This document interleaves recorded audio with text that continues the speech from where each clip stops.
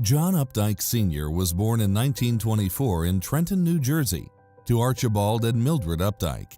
His father, who was also in the Hall of Fame, was a citrus developer and grower who, after numerous financial hardships, formed a partnership to buy 2,400 acres of citrus near Lake Wales and moved his family to Sebring to manage the property, which was called Alcoma.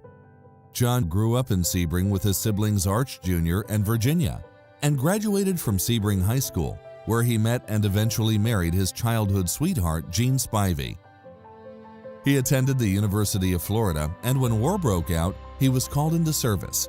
After the war, he came home and began actively working in the Lake Wales citrus business, managing the packing house and marketing the fruit. The business grew slowly from 1942 through 1958, hampered by 3 freezes and 3 hurricanes during that period. In 1957, a devastating fire destroyed the company's fresh fruit packing house, prompting the family to build what was considered one of the most modern fresh fruit packing houses in the state. In 1964, Arch Sr. died, and John became responsible for managing approximately 14,000 acres of land and citrus with his brother Arch Jr. and brother-in-law Horace Herndon. A desire to handle their own eliminations led to the construction of a modest bulk concentrate plant in the late 1960s, and John focused on selling their products up and down the East Coast. He developed and mastered the dairy pack concept of frozen orange concentrate, selling dairies on the idea of transporting FCOJ. At one time, this concept was the major user of orange solids in Florida.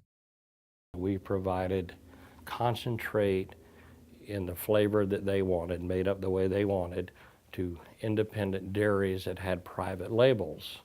And when they bottled their milk, they would bottle orange juice in their same milk cartons. And that was the niche that we tried to sell our concentrate in.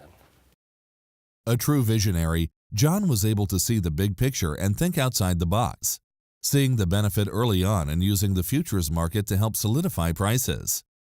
He saw the opportunity to lock in prices by using orange juice futures as a hedging apparatus. And I think we were some of the first people in it when it started. Under John's leadership, the packing house was closed in 1977 to make room for a feed mill, and the concentrate plant was expanded and improved to accommodate the mill and byproducts of concentrate processing. His motto was, "Sales made the business." And he was always quick to point out that sales are what makes this business go. He didn't mean it to be offensive, but he made it clear that his job was the most important job out there. And I think he was right. I'll quote Mr. Griffin, Mr. Ben Hill Griffin, Jr. He said, anybody can grow it. He said, it takes somebody to sell it.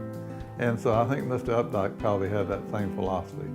You know, the production side of it is more complicated today than it was. But I think it's true that growing a product is relatively easy compared to getting it in the marketplace and getting it accepted by the marketplace. John was also extremely conscientious about his employees and treated them as part of the family. One thing that always impressed me about the Updike family was they treated their employees like family. They were very good to their employees. And a number of times when I would be with Mr. Updike or with another member of the family, they would actually call him Uncle John. And you know, he was very warmly received by his employees. John was active in numerous industry organizations. He was a director and president of the Florida Canners Association, the National Juice Products Association, and Sealed Sweet Growers Incorporated, as well as a director of the Citrus Associates of the New York Cotton Exchange and Alico Incorporated. He was well respected by his peers for his knowledge of all aspects of the industry, as well as his ability to bring consensus to the table when issues arose. When he would leave a meeting, or the group would leave a meeting, they usually all felt pretty congenial about what they had done, even though it may have been a very contentious issue. Then once they hashed it out under John's guidance, then most times people feel good about what was done. As the next generation of boys in the family came of age, he honed their skills and involved them in the family enterprises, bringing John Updike Jr., his cousins Larry and Sam Updike, and his cousin Phil Herndon into the business. Phil was John's understudy and was inducted into the Florida Citrus Hall of Fame in 2002. An active community leader, John gave generously to his community and showed his Alcoma family by personal example what it meant to serve others. He helped establish the Lake Wales Housing Authority, create the Lake Wales Family YMCA in the 1970s, which is still thriving today in part because of the Updike Endowment. An elder of his church, he also helped develop the Lake Wales Hospital and was subsequently honored as the Lake Wales Citizen of the Year in 1966. He was very caring for anybody in his orbit, not only to the family, to the business, to the church, to the community. He was very civic-minded. In 1997, the family sold the concentrate plant and reorganized as a citrus growing and caretaking operation only, changing its name to U&H Caretaking Incorporated. And sadly, a year later, John passed. However, his contributions as an active and productive member of the citrus community left a legacy that is remembered to this day. His congeniality, wisdom, insight, and leadership helped steer the helm of numerous citrus organizations, and he was a mentor to many in both the industry and his family. John was a very friendly person, and I don't think he ever met a stranger in his life.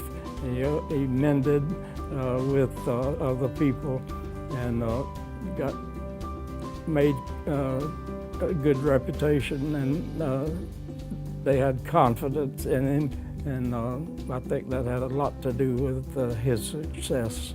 John was considered by a lot of people as being one of the most knowledgeable people in the industry, and that being because his family company was involved in every segment of the industry, and not only involved, but among the best.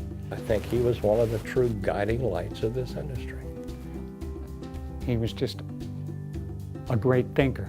That's what he had real vision for the industry, and he saw its possibilities and made sure that we all pulled together in one direction to make those visions happen, and instilled in all of us the proper work ethic to make it happen. Ben Hill Griffin III sums it up nicely. John Updike was a unique individual that served the industry in a leadership capacity on both the fresh and processed side, and is well qualified to be a member of the Florida Citrus Hall of Fame. Ladies and gentlemen, please welcome John C. Updike Sr. as he joins both his father and his nephew in the Florida Citrus Hall of Fame.